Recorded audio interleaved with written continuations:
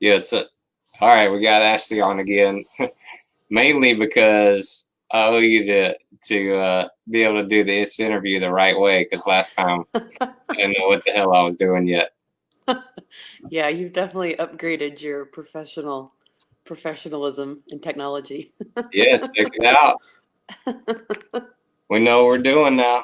Yep, it's a real deal. And the other reason, of course, is we're going to talk about the SCI Pathfinder Award. Yeah, it still blows my mind how many people in the disability community have never heard of this award. Still to this day, so that's why we need to do this because I just looked and it seems like every year the deadline's on a different date, but it's Yep. September 15th this year. And what people, what, when people ask you what the Pathfinder Award is, what do you tell them? I always tell people that if you have a disability and you enjoy the outdoors at all, this is kind of the epitome of awards. It's like a lifetime achievement award.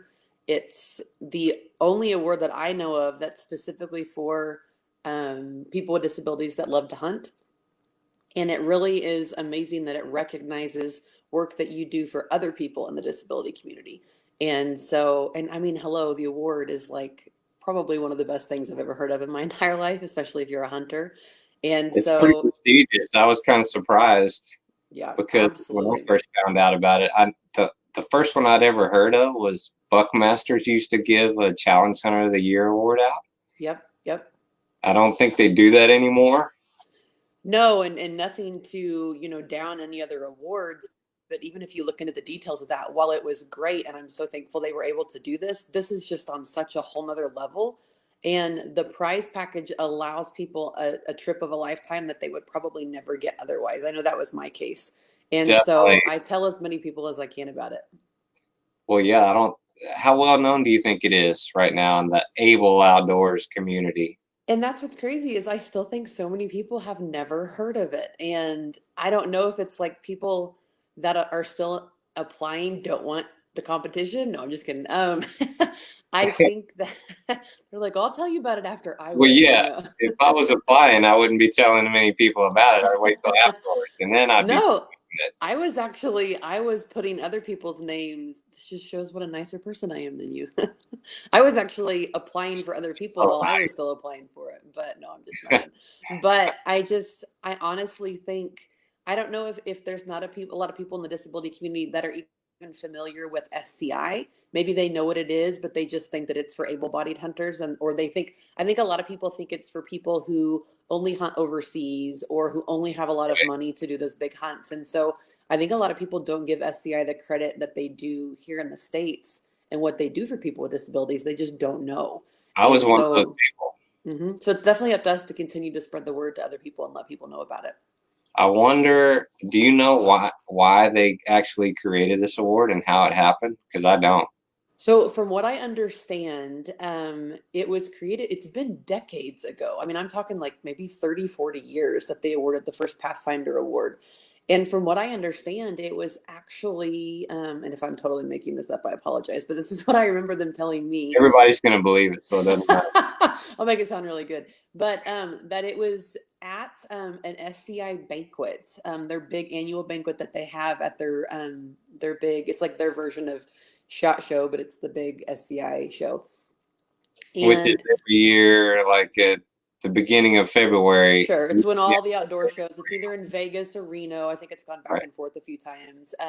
But from what I understand, they had a banquet one night and someone had brought forward, whether it was for a disabled vet or just people with disabilities in general, the idea that they wanted to do something like this. And from what I understand, Mr. Ulofsky stood up in the banquet and said, I will give a hunt. I'll do whatever I can to be a part of this. And so they have been involved, from what I understand, pretty much from the Since the beginning. beginning. Well, that's Hmm. fantastic. We're gonna Yeah. talk about them later. So Yeah. we'll just I'm gonna while you're talking, I'm gonna post the link up on Facebook. Yes, please do. Because like I said, it still blows my mind how many people have no idea about this award. And it is the award for people with disabilities in the outdoor community. It's just, it's the top one. Bar none. Bar none, absolutely. Nothing comes close to it. I'll get it up here in a second. So, when did you win it, Ashlee? So I was awarded the Pathfinder Award in 2000. Technically, I got the call in the fall of 2016, and we were in Namibia in the summer of 2017. And so you find out about it in the spring, and then that gives you anywhere from 6 to 9 months. Well, it really depends on when you want to go to Africa. But when we chose to go, it was about 9 months later. So we had about 9 months total to prepare for the trip. And it was a good thing because flying, I mean, anytime you fly for a hunt, it's a lot of work anyway, but flying overseas for a hunt is a whole nother ball game. And so I'm really thankful that not only were we able to work with the UFCs to figure out when was the best time for us to go, but we were able to have plenty of time to prepare for our family to take off for Africa. And I know it's such a, but well, what did that mean to you to win the Pathfinder? Besides, of course, making me jealous that you were going to Well, Africa. that was the main reason why I applied, was just so I could make you jealous. But Will no, work. I think for me, and I obviously can't speak for everyone. I know I can speak for you because you and I have discussed this, but so much of what I do in the outdoor community to help other people with disabilities is because, number one, when my accident first happened, I really didn't have anybody else to do any of this for me. And so I really made it my goal then that I wanted to help other people. But the other thing too is, and this sounds so cheesy and so inspirational, but it's so rewarding to be able to take something that some people may look at as this awful thing and then use it to really see a change in other people's life. And so while we do all these fun things and we have a blast doing it, you never do it for the recognition, but at the same time to see someone step forward and say, hey, we see you, we see what you're doing, and we appreciate it, and then here's what we're going to do for you, that just completely blew my Yeah. mind. And so I'm so thankful that there's an organization out there that recognizes what other people are doing for people with disabilities, and that they recognize it to the point that they want to give them this amazing gift is really what it is. And Did it? so, you always say you're honored, and I mean, I don't even really know how to describe how I felt. It literally felt like the past 20 years, someone was just saying like, hey, we see you, we've seen what you've been doing, and we appreciate it. And that really meant a lot to me. And I got to take my family, so it was really cool to be able to, because even though, my daughter and my husband don't necessarily have a disability, they live with me and I do. And so they They're part of it. they They're see part. more of it, yeah, than a lot of people would. And so the fact that they got to go with me and they got to kind of be, not that they were like rewarded for hanging in there with me or anything like that, but taking one for the team. But at It's the a same reward just time, knowing you. It's just a reward just to be around you. well, and it just went to show, especially my little girl, what happens when people recognize what you're doing, even when you're not doing it for that purpose, that people are watching you and they see what you're doing. And that at the end of the day, people want to tell you thank you for stuff like that. And while that's not the reason you do it, it's definitely an amazing perk at the end of the day. And so that was really good for her to see, her mom working so hard and then being rewarded for that and then getting to experience the reward as well. Yeah. And so I was really thankful she was able to be involved. It's good. It's good just because 30 years ago or more when I was injured, the disabled hunting community was so obscure. I mean, Mm-hmm. you had to look hard to find even people doing it and equipment and different places. It's just, but it's grown and grown and grown, and this award has really helped promote it. I mean, it's like at the top end. Yeah, And like I said, the people that do know about it now, are like, how did I, they're like, how did I never know about this? I would have, because you have to apply for quite a while before you get it. It's not something where you, at least now it's gotten more competitive, and they look for multiple years of applications, and they want to see that you haven't given up after the first time. And I right, think I applied for 5 years before I got it. And every year, they're I not think allowed I to got it tell on the you, first year. they're not allowed to tell you like, oh, you need to do this next time, because that's not fair. But they'll tell you, just keep applying, just keep applying. And then I found out after I had won that they look for people that have applied for 4 or 5 years before they consider them for the award. They want to see that you take it seriously and that you understand, what an amazing award it is and that you keep at it. And Well, so yeah, I think that's kind of cool too. somebody has to apply for you, so Yes. they want someone that are like, this person really deserves it. So I'm gonna put in the time and effort And every year. it's not an application you fill out in 5 minutes either. I mean, it's an No, application that it takes a long time. If you want to do it right, it can take weeks. It can take, multiple people being involved in your application and in the process with you. Like you said, someone, it doesn't have to be an SCI member, but I think they look more favorably on it if it's someone that's an SCI member that nominates you. And so, yeah, it's quite a process. It's not something that someone just does. That's why we like to tell people about it early enough so they have really a lot of time to work on their application.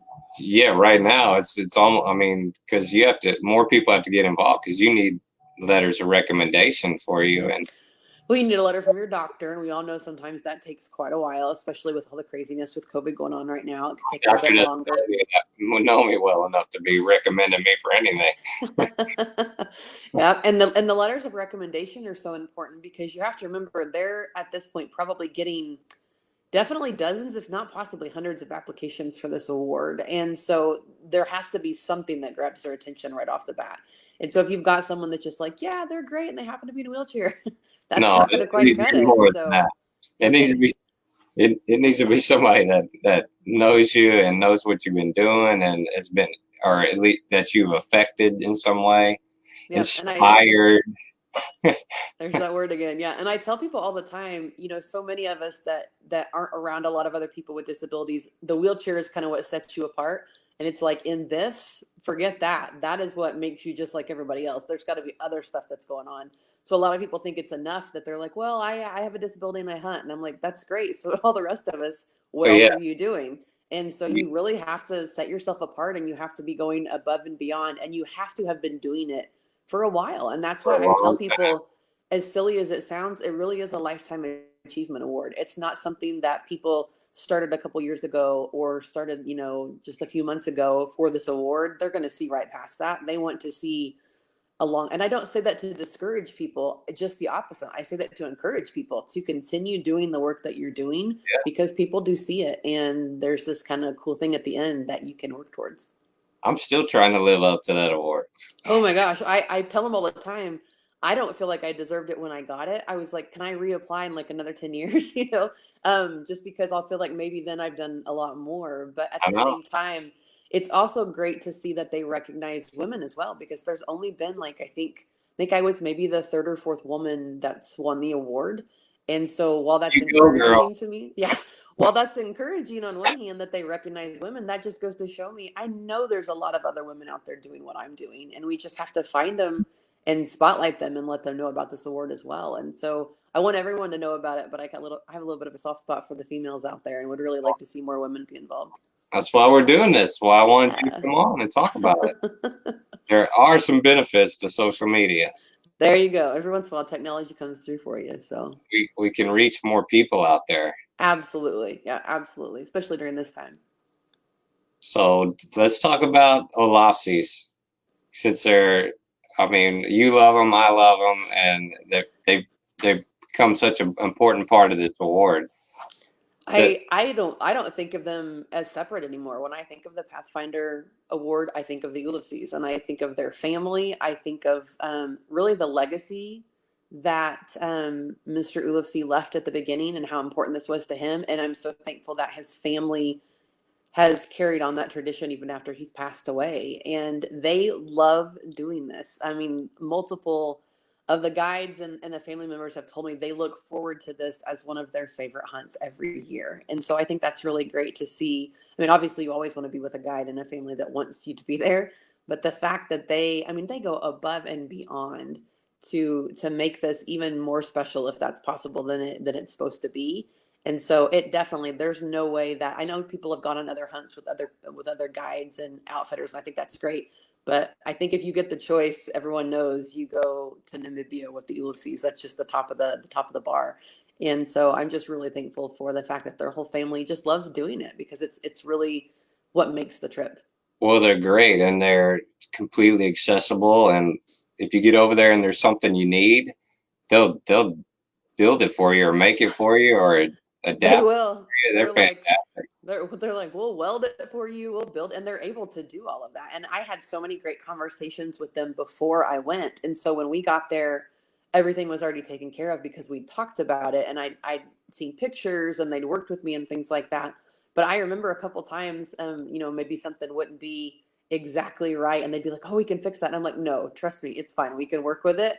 But they were just so eager to make sure that entire situation was completely accessible and seamless. I actually tell people when they say I've hunted, I tell people I've hunted in Africa, and they assume it was like out in the bush in a tent, some like, Oh I was yeah, really, I was rough. roughing it, You I'm like, roughed it over there. no, I was like, we were not roughing it at all.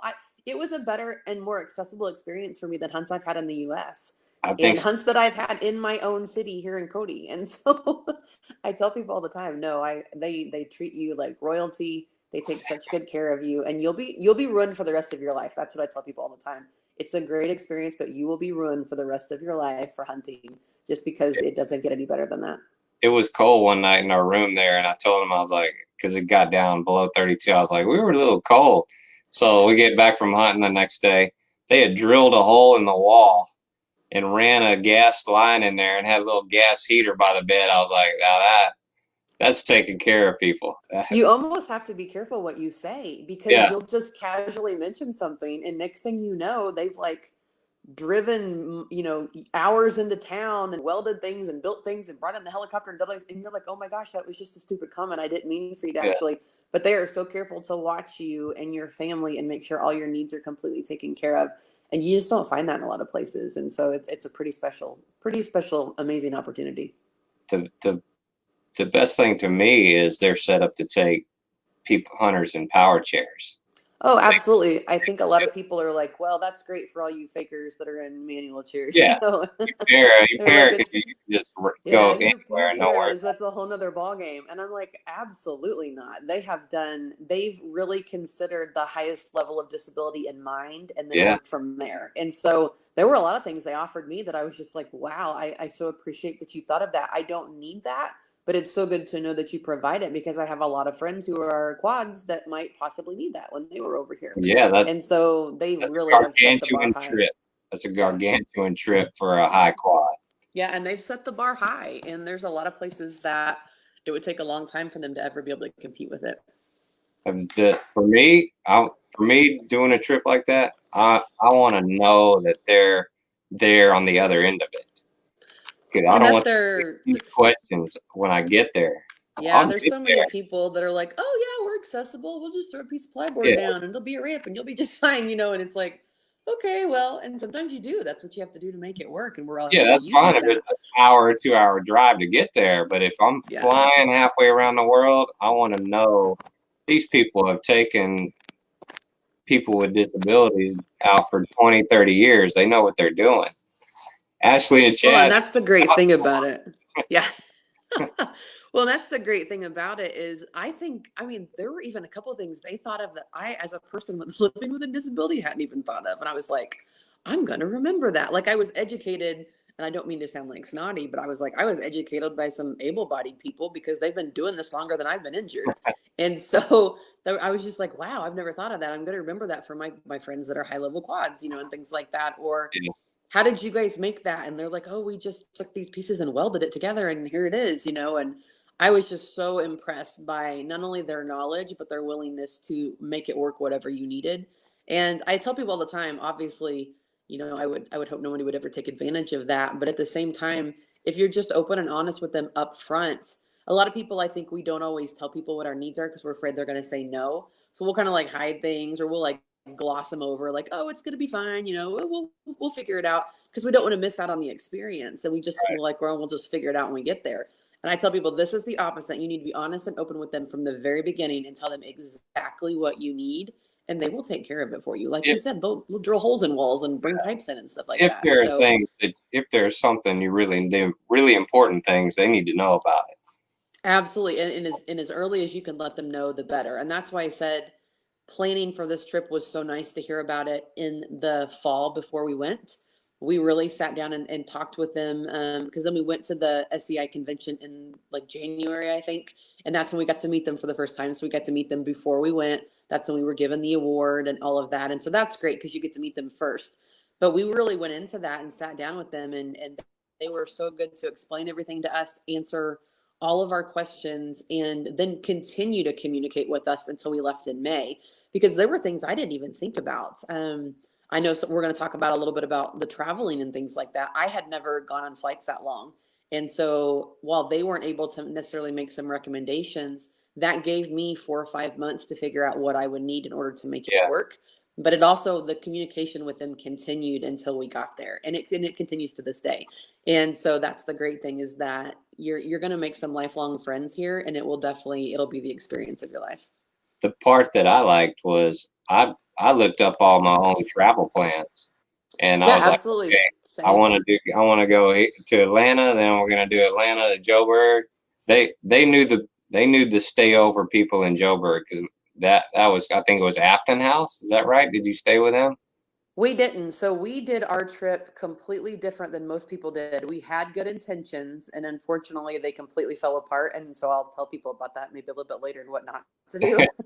But we had good intentions on what we wanted to do, and it just ended up not working out. So that is the one thing I do tell people, is if I were to do it again, I would do the flights a little bit differently. But like I said, we'd never done it before, so we tried something new, and we had a little girl with us, plus the wheelchair. So we were trying to break things up a little bit more instead of having the Yeah. really long flights. But if we had to do it again, I would totally do it differently. That it was like 13 hours from Atlanta to Joburg. It sounds a lot worse than it is. Most of it's overnight. I mean, it's not that bad. Yeah, most What of did mine you was do? just recommendations. So I have a history of blood clots, specifically DVTs and PEs in my lungs. So I'm on Coumadin full time and have to be really careful about sitting for that long. So my doctor was very upfront with me that he would prefer for me to break up my flights. So I had talked to you, I had talked to some other people, and they told me, oh, just fly to Atlanta and go from there. And at first that sounded really good. But then I told him about how long the flights were, and he's like, the doctor was like, yeah, you could do it, but I would really prefer if you broke it up a little bit more. And so I thought, you know what? Why don't we break it up a little bit more and travel through some places with really long layovers that we have wanted to visit? Because again, we're probably never going to get to do this again. So we actually went from Cody to Denver, and then we went from Denver to London. And it's about a 9 hour flight. So it was a little bit shorter, but then we had a 9 hour layover in London. So the idea was that we would fly through the night so we could hopefully sleep, get to London, and then have a little time to actually go out and see London for maybe like a couple hours, and then come back and then get on the plane. Yeah. Um, Unfortunately, what I accidentally did was left a shotgun shell in my daughter's little Princess Sophia backpack. Um, And in London, that's considered a weapon. And so I was actually detained in the London airport by the police and spent several hours explaining to them what I was doing and why I was doing it and why I had a shotgun shell in my little girl's book bag. And did you so tell them who because you of were? that, oh, I tried. They We didn't have usually a do that in Africa, not in London, where they stop Yeah, you. no, London is incredibly, and that's another thing. You have to research the airports you're flying into because the rules are not always the same. London is very, very strict about, and the crazy thing is I left the Cody airport with this in her bag and her carry-on, and Well, yeah, nobody they caught don't it. care here. And Cody, come I on. know it's not that big of a deal, but I mean, it was a big deal. They detained me. They pretty much gave me two options. They said, you can either be detained, fill out all this paperwork, sign all this documentation, or we can take you to prison. And I was like, I'll take A. I can't miss this trip and I don't want to go to jail. And so it was a big deal there. And so my name's on a list somewhere now in London. And they said if it ever happened again, I would automatically go to jail. So it was a horrible way to start the trip just Guess I'm not going because. through London if we ever go back to Africa. Yeah, so I just tell people, I'm like, don't go through London. And if you do, make sure there's nothing, and it's completely my fault. I should have checked the bag better, but you know how those stupid shells and cartridges are. Sometimes they just get stuck way down in bags. And it was in my hunting pack, which was in my daughter's book bag. And it was the last hunt I had gone on. We'd been pheasant hunting, and I just had some shells in there, and I thought I found them all, and I didn't. So anyway, long story short, that was how our trip started. And so it wasn't a great way to get started, but we wouldn't do it again that way. If we did, we'd make sure there was no ammunition in our bags. But then we left from there. So we had a 9 hour layover in London, which ended up being miserable because I was detained half the time. So we didn't get to go see anything. We didn't Yeah. get to stretch out. We didn't get to go take showers because a lot of the bigger airports internationally, you can almost like rent a room for a couple hours and take a shower and get some sleep and get rested And up. So you can have a so half look day. into that. Exactly. But and then if you have a bowel program you need to do, or if you have any other medicinal stuff that you need to take care of medical wise, you can do that, and they'll let you rent the room for whatever. So then we left from there, and then we had an 11-hour trip to Joburg, and so again, now we're talking, it took us a full 48 hours to get there. But that was because we made the decision to split it up like we did. And again, if I did it again, I would just drug all of us and take the long trip and call it good. But at the same time, we know, we didn't know. And so we took the 11-hour trip to Joburg from London. And then from Joburg, I think it's like a 2-hour flight into Namibia, Oh, Twin. And then from there, yeah, and then from there, it's like it took about 3 hours by the bus that they picked us up in to yeah, get from the fun airport ride to. there. I mean, you're driving through the bush. You could take a really good nap on that 3-hour ride. That is exactly what we did. I felt I felt awful for the gentleman who picked us up because he was so excited to introduce us to Namibia. And I think I was the only one that stayed awake for a little while just because I was like riding a high at that point. And I look back and Addison and Russ were both out like zombies. And so it was one of those deals where I was like, this guy came all this way to pick us up. I need to talk to him. And I didn't want to miss anything. And I look back and they were totally snoring. So, and then we actually hit a high river crossing on the way there. And it was like our first, like, okay, this is Africa. And we Oh yeah, waited for about 30, 40 minutes until they brought a bigger truck and then actually tied a chain or a rope or something to our vehicle and pulled us across the river because they just had a huge rainstorm. And so I was like, and we are officially here. This is going to be that's amazing. cool. So yeah, but the travel is something to consider for sure. I know you have to you wear some leggings when you're flying for your, it's like compression. It's not it's compression something or other. I know. Yeah, Tell people why you wear those and which I'm gonna post a link to the brand. sure. So like I said, I have a history of DVTs, which are, blood clots in your, like I've had mine in my upper thigh. And they're very serious. I had some where they broke off and went to my lungs. And so I had blood clots in my lungs and it was a pretty dangerous situation for a while. So I'm on a Coumadin regimen for good for now and have to be really careful about all of that. But one of the things I have to be careful about is sitting for too long in one place. And so I'm able to do pressure releases and I'm able to shift and move and things like that, which is great. But on some of those longer flights, you just have to get up as much as you can. And so they do usually have an aisle chair on the plane that will help you go to the bathroom. I was able to, because we flew into the night and it was dark, I was able to actually take care of all my needs with caffeine and stuff like that in my seat because it was Right. dark and I sat at the window. And so I put a blanket around me and I was able to just pee into a water bottle and it was fine. I know a lot of people say they have a calf bag inserted just for the trip and that makes it a lot easier. That wasn't something that I wanted to do because I knew the other would work just as well for me, but it's an option. You can You definitely cap can. your seat. I actually at one point did get into their little aisle chair that's like collapsible and went to the bathroom. But even on those bigger planes, those bathrooms are not accessible How either. was They say that? they are. Yeah. How did That you do that? if my husband hadn't been there, it would have been real interesting. But I just wanted to check to make sure that I was fully evacuating myself because I'd been Yeah. sitting for such a long time, and I was like, I don't want to pee my pants on the plane. And so It Russ helped me happened. transfer, and yeah, well, yeah, take an extra set of clothes with you just because number one, if it happens, it happens. But number two, it just feels nice to change your clothes after all Yeah. that flying. But the other thing but the funny thing about it was transferring into that tiny little bathroom. The only way it worked is because it was so small, there was nowhere for me to fall. So I Right. literally transferred in, and I was so boxed in that I was like, oh, this is actually going to work. These walls are going to hold me up, and there's nowhere to fall. And so, I mean, it wasn't the best case scenario, but we made it work just like anything else. But that's why if you're going to take those longer flights, especially if they're more than 12 hours, depending on where you're coming from in the States, um, that was another reason why we broke it up. Because I was like, man, if I need to do my bowel program or something like that, I don't want to be crammed in one of those little planes trying to do that. So that's why we tried to break it up like we did. And I was able to take care of that in London and able to find a nice restroom to take care of that and do what I needed to do. But then I wanted to get somewhere comfortable and put my feet up. And so we were able to do that just for a Yeah. couple hours since I was detained the rest of the time. But again, it's just whatever your personal needs are. And the great thing is, like you said, SCA lets you make your own travel arrangements to a certain extent. They're not going to let you fly to like Dubai, but Right. And they're they going to help. work with you I on mean, that. I mean, they're so knowledgeable about it. And if you're new to flying long distance like that, the what I do, I'll sit on my cushion or I'll take some memory foam cushions to Mm-hmm. sit on. You have to do something like that because those plane seats are way too hard. You have to take extra padding to sit on. Yep. And even when I travel short distances, I sit on my cushion Yes, just so do because I. I don't like taking chances and I don't want them to lose my cushion. But you asked me about the blood pressure things that I used. And shockingly, I got off track. I, But I'm what on. those were I don't like compression stockings. And so I am 6'2", and so with these long legs that I've got, it is incredibly difficult for me to get those on.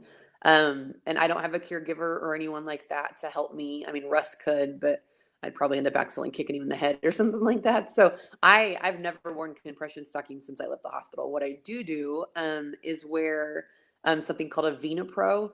And what that is I have it for traveling, and I use it for flights. I use it for long road trips, and they literally wrap around your calves, and they're maybe 8 inches long. And a lot of people maybe had something similar in the hospital. It's like a kind of like a travel version of that.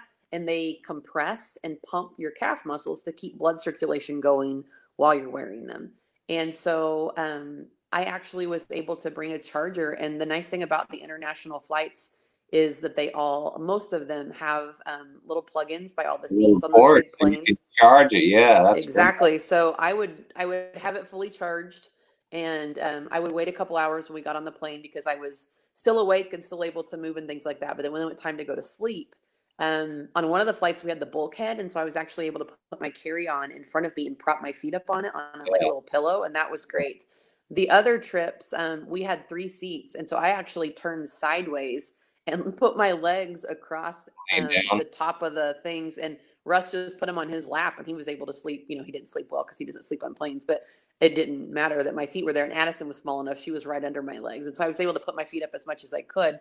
But I plugged in those Vena Pros, and they pumped for several hours before, and I kept them plugged in the whole time. And so they would pump for several hours, and then I would wake up and I would check to make sure, they weren't rubbing my legs or anything like that, just like you do with anything else you put on, and they were fine. So I'd let them go for a little bit longer. And I think the only time they ran out of battery one time because I was using them as they were charging. And so then when we got to London, I plugged them back in, fully charged them, and then they were good to go for my Joburg flight. And they don't recommend you keep them on the whole time. They recommend usually that you do it in stages or whatever your doctor recommends. But I got to Africa and my legs were not swollen at all. And I don't know about you, but when I travel and my legs hang like that, I get places and they are so swollen. Right. A And little I can, bit. I don't do that even on a short flight. oh Don't yeah, do. short flight's not as bad, but if I'm on a long road trip and they're hanging, or I'm on Yeah, a long flight, I get a lot of swelling. And I was worried about even changing climates. We're in a very dry climate here in Cody. There's no humidity. And so I don't usually have to worry a lot about swelling. But if I get somewhere where it's a little bit more humid or the weather's warmer and things like that, sometimes that is, something I have to worry about as well. And so it was nice to show up in Africa and feel like I was kind of like you were at fresh. baseline. Yeah, Yeah, it's ready to go. So I would definitely recommend those. I have heard people say that if you get a prescription, that sometimes insurance will pay for them. My insurance would not. So we did have to pay for them out of pocket. But I mean, hello, what does insurance pay for these days, right? right. And so we prepared for that and were able to budget for it because I think they were a couple $100. But again, I use them to this day, Yeah. and it's something that it was a good investment for us, and I was glad that we were able to purchase them. If it's something that's a couple hundred, you make sure you're going to use it and get your money's worth out of it. Oh, absolutely. We did not hesitate once we found out, even after we decided to purchase them after.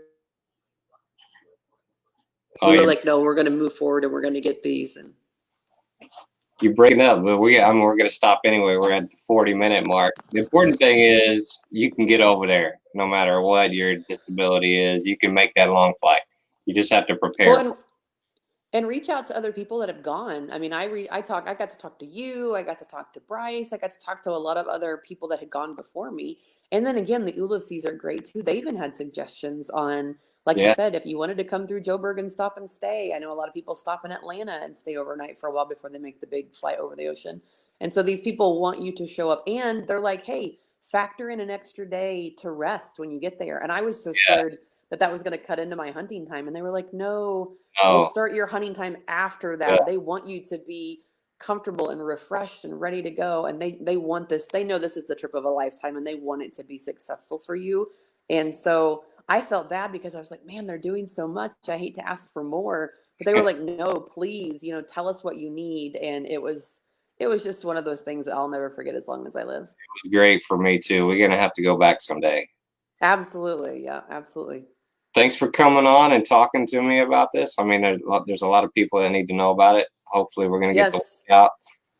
Yeah, And people definitely start your application process. Even if you only got a couple, you've got what 5, 6 weeks before it's due. Go ahead and put your first application in. That's where it starts. And then we every year you can add to it and make it bigger. That's how we both did it. So, we need to do this every year, and just yeah, to help them get the word out and promote, and because we owe it to them, you know that. absolutely, absolutely. And whoever wins this year, give us a call. Let us know if you have more questions because I know this is only the beginning. People are going to have a bazillion more questions about what happens when you actually get there. That's right. And so, yeah, reach out to people that have gone before you and just get all your questions answered before you go. It's a lot better experience that way. All right. Well, thanks for coming on. Stay on with me because we're gonna chit chat after this is over. All right, sounds good. Thanks, Shad. All right. Thanks, Ashlee.